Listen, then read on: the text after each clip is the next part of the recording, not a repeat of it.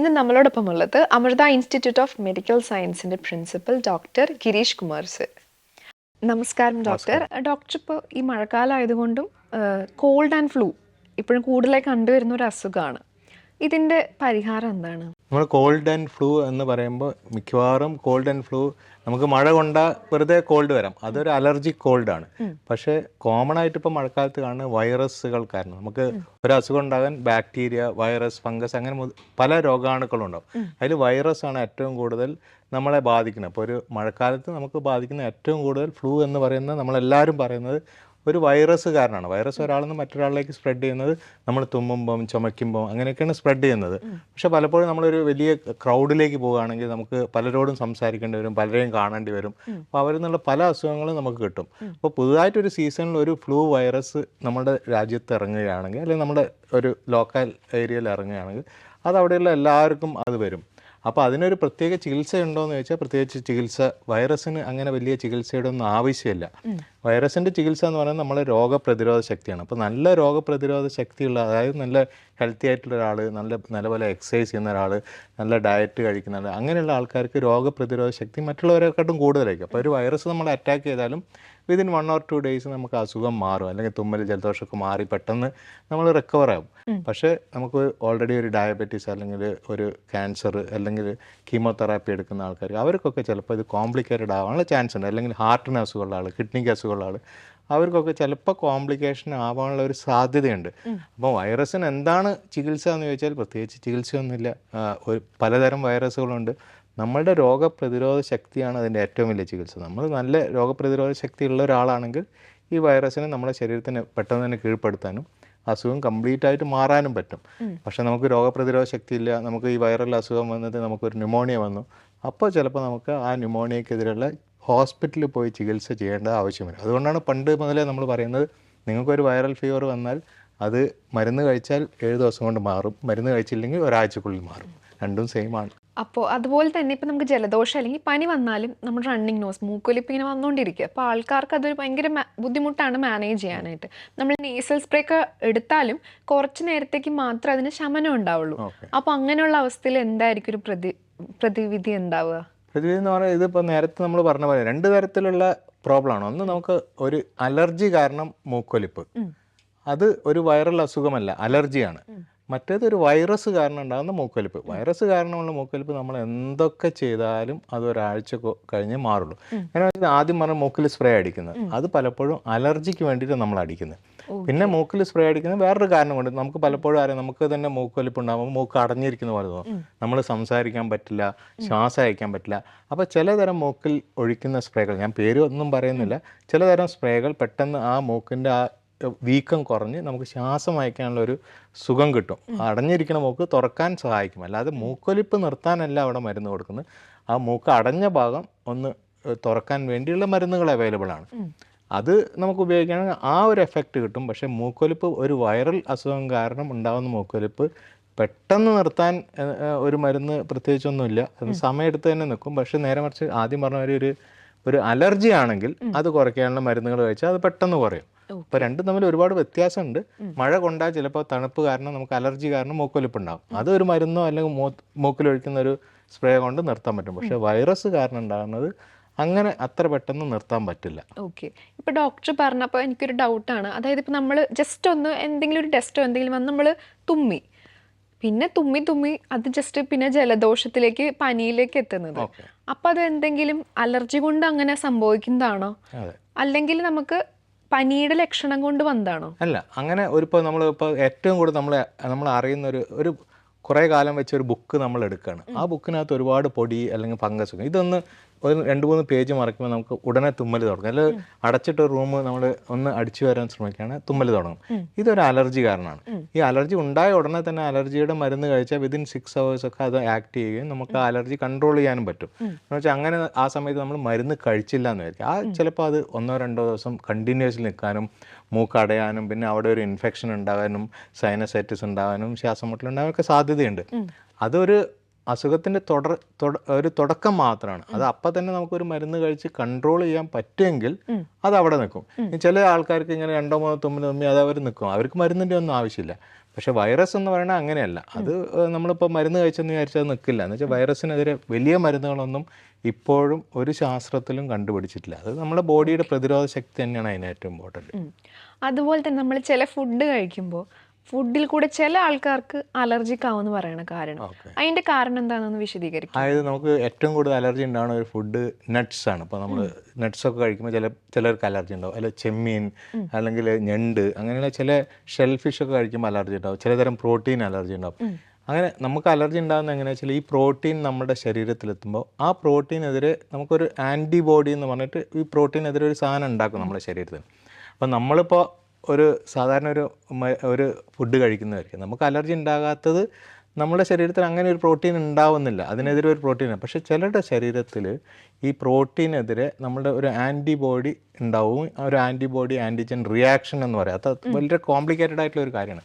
പക്ഷെ അങ്ങനെ ഉണ്ടാകുന്ന സമയത്ത് പെട്ടെന്ന് ചുണ്ട് തടിച്ചു വീങ്ങുന്നു, മൂക്കടയുന്നു, ചിലർക്ക് തൊണ്ട അടയുന്നു, ചിലരുടെ BP കുറഞ്ഞു പോകുന്നു, ബോധം നഷ്ടപ്പെടുന്നു. ഇത് അലർജി, അനഫിലാക്സിസ് എന്നൊക്കെ പറഞ്ഞൊരു ഒരുപാട് കാര്യങ്ങളാണ്.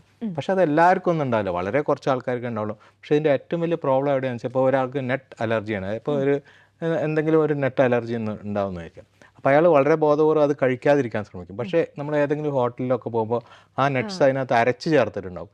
ഇത് കഴിക്കുമ്പോൾ പെട്ടെന്ന് അവർക്ക് അലർജി ഉണ്ടാകും, പെട്ടെന്ന് ചുണ്ട് തടിച്ചു വീഴുകയും ശ്വാസം വിടാനുള്ള ബുദ്ധിമുട്ടുണ്ടാവുകയും ചിലപ്പോൾ അവർ ബോധം കെടാനും BP കുറയാനും എല്ലാത്തിനും ചാൻസ് ഉണ്ട്. അങ്ങനെ ഉണ്ടാവാനുള്ള ചാൻസ് ഉണ്ട്. പക്ഷേ അത് നമുക്ക് കണ്ടുപിടിക്കണമെങ്കിൽ അലർജി ടെസ്റ്റ് എന്നൊക്കെ പറഞ്ഞ ടെസ്റ്റുകളുണ്ട്.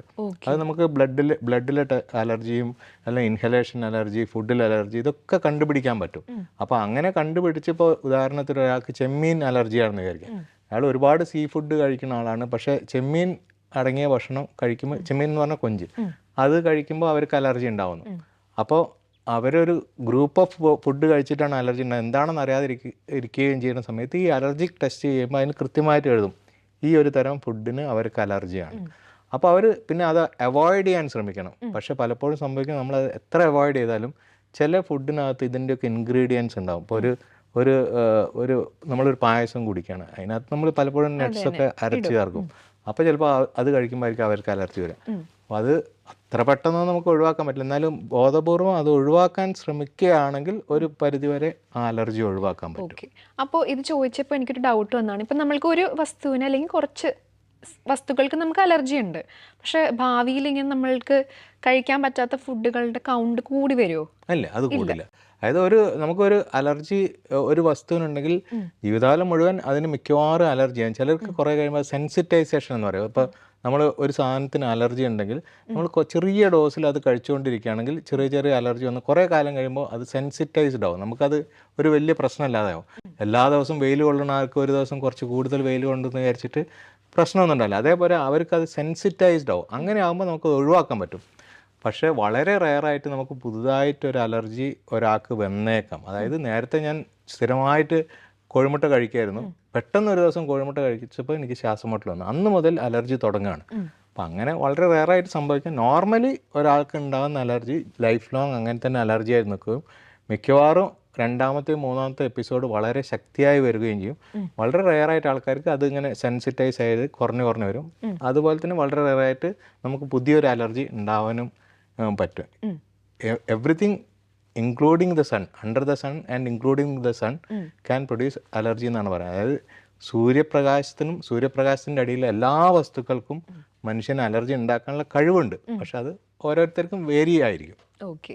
അതുപോലെ തന്നെ ഡോക്ടർ, നമുക്ക് ചില അസുഖങ്ങൾക്ക് കണ്ടിന്യൂസ് ആയിട്ട് മരുന്ന് കഴിക്കേണ്ടി വരും, നിർത്താൻ പറ്റില്ല എന്നൊക്കെ പറയുന്ന അസുഖങ്ങൾക്ക്. അപ്പം അങ്ങനെയുള്ള അസുഖങ്ങൾക്ക് നമ്മൾ മരുന്നിങ്ങനെ തുടർച്ചയായിട്ട് കഴിക്കുമ്പോൾ ഭാവിയിൽ നമ്മൾക്ക് നമ്മുടെ കിഡ്നിക്ക് എന്തെങ്കിലും പ്രോബ്ലം വരാൻ ചാൻസ് ഉണ്ടോ? കിഡ്നിക്ക് പ്രോബ്ലം വരാൻ ചാൻസ് ഉള്ള ഒരു മരുന്ന് പെയിൻ കില്ലറാണ്. നമ്മളിപ്പോൾ സ്ഥിരമായിട്ട് ഇപ്പോൾ ഉദാഹരണത്തിന് ഇപ്പോൾ നമുക്ക് കാലുവേദന ഉണ്ടെങ്കിൽ എല്ലാ ദിവസവും നമുക്ക് കാലുവേദന ഉണ്ടെങ്കിൽ നമുക്ക് നടന്നേ പറ്റുള്ളൂ. നമുക്ക് നടക്കേണ്ട ജോലിയാണെങ്കിൽ നമ്മൾ നടന്നേ പറ്റുള്ളൂ. അപ്പോൾ നമ്മൾ അതിനെതിരായിട്ട് എല്ലാ ദിവസവും പെയിൻ കില്ലർ കഴിച്ചുകൊണ്ടിരിക്കും. അപ്പോൾ ഈ പെയിൻ കില്ലറിൻ്റെ ഒരു കുഴപ്പം, ലോങ് ടേം ഉപയോഗിക്കുമ്പോൾ പെയിൻ കില്ലറിന് ലിവറിലോ കിഡ്നിയിലോ തകരാറുണ്ടാക്കാൻ സാധ്യതയുണ്ട്.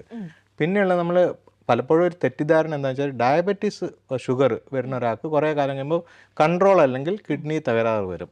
അപ്പോൾ പലരും ചിന്തിക്കുന്നത്, ചിലരെ തെറ്റായ ചിന്തയാണ്, അതിന് മരുന്ന് സ്റ്റാർട്ട് ചെയ്തത് കാരണമാണ് കിഡ്നിയിൽ തകരാറുണ്ടായത്. അങ്ങനെയല്ല.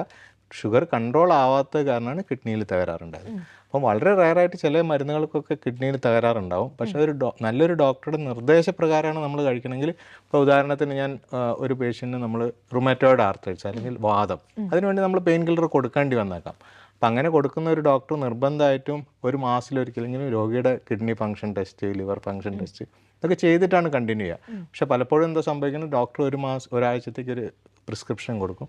ചിലപ്പോൾ അവർ പിന്നെയും പോകാനുള്ള ബുദ്ധിമുട്ട് കാരണം ആ പ്രിസ്ക്രിപ്ഷൻ വെച്ച് വർഷങ്ങളോളം അതേ മരുന്ന് തന്നെ കഴിക്കാം. അങ്ങനെ പെയിൻ കില്ലർ കഴിക്കുമ്പോൾ കിഡ്നിക്ക് അസുഖം ഉണ്ടാകാനുള്ള ഒരു സാധ്യതയുള്ളതുകൊണ്ട് നമ്മളത് വളരെ സൂക്ഷിക്കണം. പെയിൻ കില്ലറിൻ്റെ കാര്യം മാത്രമാണ് ഞാൻ പറഞ്ഞത്. പിന്നെ വലിയ കുറേ മരുന്നുകൾ ഇങ്ങനെ കിഡ്നിയിൽ തകരാറുണ്ട്. പക്ഷേ എപ്പോഴും ഡോക്ടറുടെ നിർദ്ദേശപ്രകാരം കഴിക്കുമ്പോൾ ഡോക്ടർ ആ കിഡ്നി ഫംഗ്ഷൻ ടെസ്റ്റ് ചെയ്ത് നോക്കിയിട്ടേ അത് കണ്ടിന്യൂ ചെയ്യാൻ പറയുള്ളൂ. അതുകൊണ്ട് അങ്ങനെ വരാനുള്ള സാധ്യതയൊക്കെ വളരെ കുറവാണ്.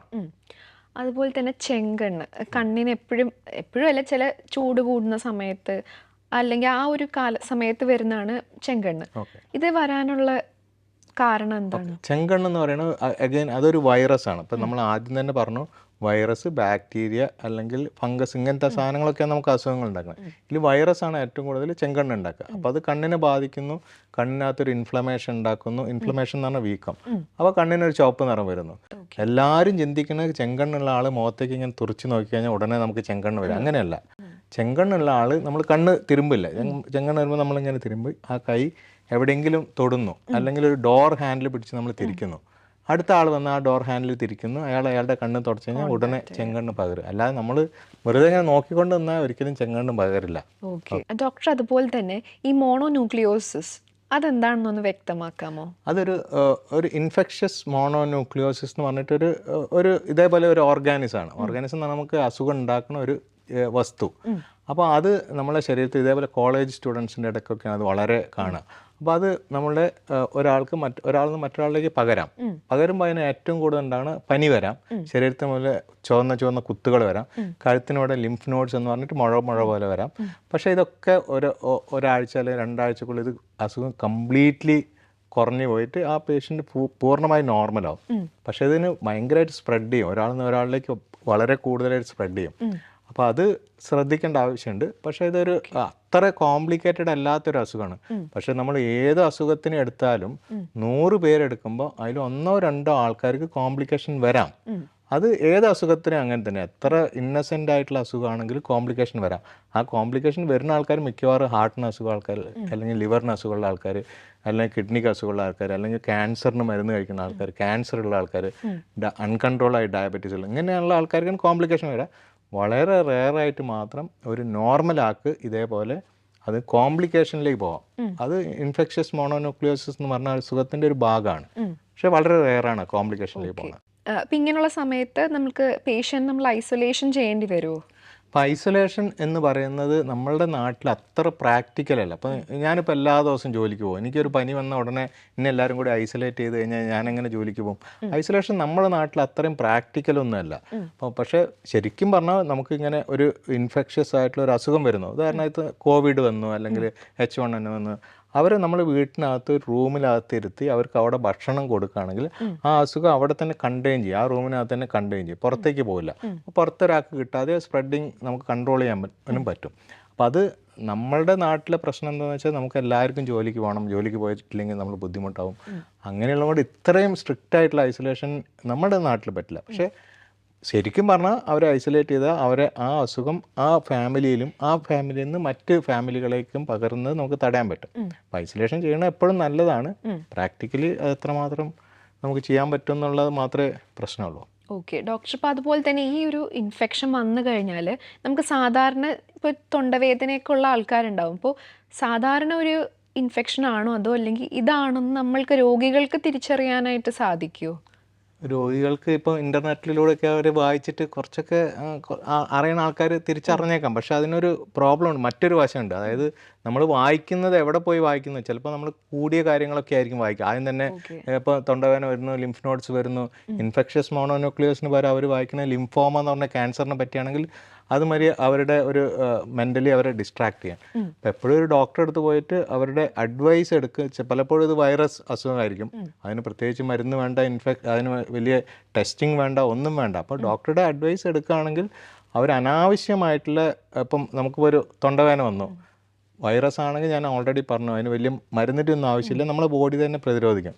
പക്ഷേ നമ്മൾ പോയിട്ട് ഒരു ഓവർ ദ കൗണ്ടർ ഒരു ആൻറ്റിബയോട്ടിക് മേടിച്ച് കഴിച്ചു, അൺനെസറിലി ആണ് അത് കഴിക്കുന്നത്, അതിൻ്റെ അത്രയും ആൻറ്റിബയോട്ടിക്കിൻ്റെ ആവശ്യമില്ല, അത് വർക്ക് ചെയ്യില്ല, അത് വേസ്റ്റ് ഓഫ് മണിയാണ്. അപ്പം അത് അറിയണമെങ്കിൽ ഒരു ഡോക്ടറെ കണ്ടാൽ അദ്ദേഹം പറയും ഇതിൻ്റെ ഒന്നും ആവശ്യമില്ല, വെറും പാരസെറ്റമോൾ മതി, അല്ലെങ്കിൽ അത് കുറയ്ക്കാനുള്ള എന്തെങ്കിലും ചികിത്സ മതി എന്ന് പറയുമ്പോൾ അത് മതിയാവും. അപ്പം സ്വന്തം നിലക്ക് ചികിത്സിക്കാതിരിക്കണം, സ്വന്തം നിലക്ക് ഈ അസുഖത്തിനെ പറ്റി നമ്മൾ ഡയഗ്നോസ് ചെയ്യാതിരിക്കണമായിരിക്കും ഏറ്റവും നല്ലത്. അല്ല നമുക്ക് അതിനെപ്പറ്റി ഒരു ബോധം വേണം. അപ്പോൾ അതിനെപ്പറ്റി പഠിച്ച ആളാണെങ്കിൽ ഓക്കെ. ഗ്യാസ്ട്രിക് പ്രോബ്ലംസ് അതെല്ലാവർക്കും ലൈക്ക് അധികം പ്രായം കുറഞ്ഞവർ തൊട്ട് അത്യാവശ്യം പ്രായമുള്ളവർക്ക് വരെ വരുന്നൊരു ബുദ്ധിമുട്ടാണ്. ഈ ഗ്യാസ്ട്രിക് പ്രോബ്ലംസ് വരാനുള്ള റീസൺ എന്താണ്? ഗ്യാസ്ട്രിക് പ്രോബ്ലം വരാനുള്ള ഏറ്റവും കൂടുതൽ റീസൺ നമ്മൾ ഫാസ്റ്റായിട്ട് ഭക്ഷണം കഴിക്കണം. അപ്പോൾ ഞാൻ പറഞ്ഞാൽ പോലും ഞാനും അങ്ങനെ തന്നെ ആയിരിക്കും കഴിക്കണം. നമുക്കിവിടെ തിരക്ക് കാരണം നമ്മളിപ്പം ഭക്ഷണം കഴിക്കാൻ പോകുന്നു, 10 മിനിറ്റിനുള്ളിൽ നമ്മൾ ഭക്ഷണം കഴിച്ച് തീർക്കണം. അപ്പോൾ നമ്മൾ വളരെ ഫാസ്റ്റായിട്ട് കഴിക്കുമ്പോൾ ഒരുപാട് എയർ തന്നെ അതിൻ്റെ കൂടെ പോകും. പിന്നെ നമ്മൾ ശരിക്കും ഒന്ന് ചവച്ചരയ്ക്കുന്നില്ല. അപ്പം എന്ത് സംഭവിക്കും വെച്ചാൽ നമ്മുടെ വായിക്കകത്തുള്ള ഈ തുപ്പലെന്ന് പറഞ്ഞ സാധനം അതൊരു എൻസൈമാണ്. അത് ഈ ഫുഡായിട്ട് മിക്സ് ചെയ്തിട്ട് വേണം അതിനൊരു പ്രോപ്പർ സാധനമായിട്ട് വേണം വയറ്റിനകത്തേക്ക് വിടാൻ. അപ്പോഴത് ശരിക്കും ദഹിക്കുള്ളൂ. ഇങ്ങനെ ദഹിക്കാത്തത് കാരണം ഇതിനകത്തുള്ള പ്രോട്ടീനൊക്കെ വയറ്റിൽ കിടന്ന് അത് ഗ്യാസ് ഉണ്ടാക്കും. പിന്നെ ചിലർക്ക് ഈ ചില ബാക്ടീരിയ, നമ്മൾ പലപ്പോഴും പുറത്തുനിന്നാണ് ഭക്ഷണം കഴിക്കുന്നത്, ചില ബാക്ടീരിയകളൊക്കെ വയറ്റിനകത്ത് കയറി അതും ഇതേപോലെ ഗ്യാസ് ഉണ്ടാക്കും. അപ്പോൾ ഏറ്റവും ഇമ്പോർട്ടൻറ്റ് കാര്യം എന്ന് പറഞ്ഞാൽ സമയമെടുത്ത് ഭക്ഷണം കഴിക്കുക എന്നുള്ളത് തന്നെയാണ്. നമുക്ക് പലർക്കും അതിന് പറ്റില്ല എന്നുള്ളൊരു ഫാക്റ്റ് ആണെങ്കിലും സമയമെടുത്ത് നല്ലപോലെ ചവച്ചരച്ച് കഴിച്ചാൽ ഒരുവിധം ഗ്യാസൊക്കെ ഒഴിവാക്കാൻ പറ്റും.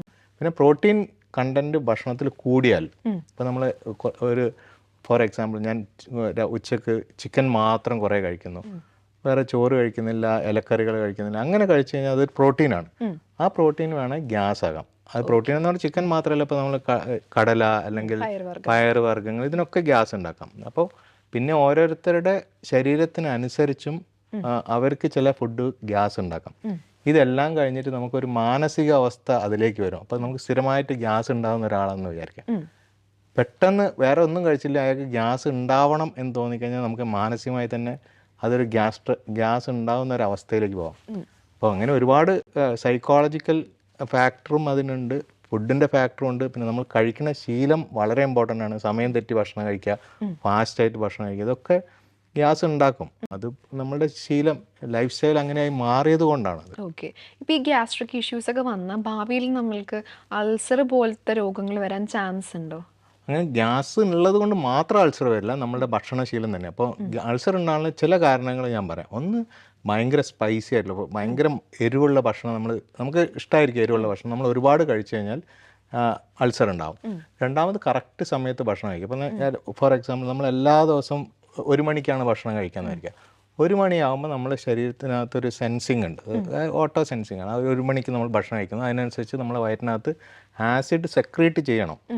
അപ്പം നമ്മൾ ആ സമയത്ത് ഭക്ഷണം കഴിക്കുന്നില്ല എന്ന് വിചാരിക്കാം. അപ്പോൾ 1 മണിക്ക് തന്നെ ആസിഡ് സെക്രീഷൻ നടക്കും, ഭക്ഷണം ഇല്ല. അപ്പോൾ ആ ആസിഡ് പതുക്കെ സ്റ്റൊമക്കിൻ്റെ ആ സൈഡിലൊക്കെ പോയിട്ട് കുഴപ്പങ്ങളുണ്ടാക്കും.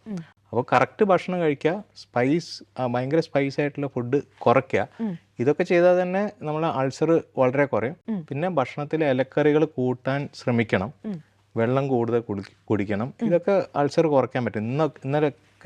ഇതൊക്കെ ചെയ്താലും ചില സമയത്ത് നമ്മൾ ഇങ്ങനെ സ്ഥിരമായിട്ട് പുറത്തുനിന്നൊക്കെ ഭക്ഷണം കഴിക്കുമ്പോൾ ചിലതരം ബാക്ടീരിയകളുണ്ട്.